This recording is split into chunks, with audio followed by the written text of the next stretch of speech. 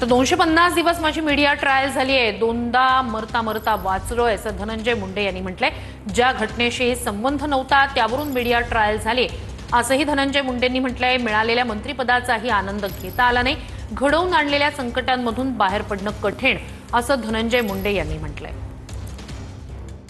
250 दिवस इलेक्ट्रॉनिक मीडियावर माझं ट्रायल चालू होतं। मी कुठल्याही माध्यमाला बोलत नव्हतो, मला काय बोलायला येत नव्हतं अशातला भाग नाही। त्या 250 दिवसात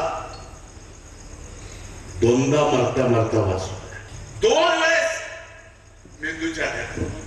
शेवटी आज मी तुमच्या समोर आहे, हे तुमच्या सगळ्यांच्या आशीर्वादानं।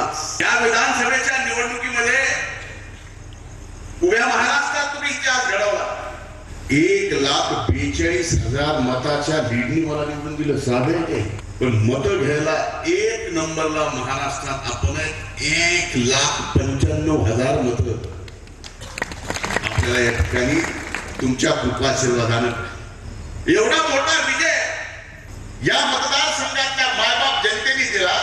हा विजय सुद्धा आपल्याला साजरा करता आला।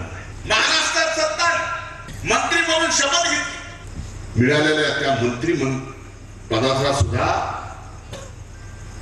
आपल्याला आनंद घेता आला नाही।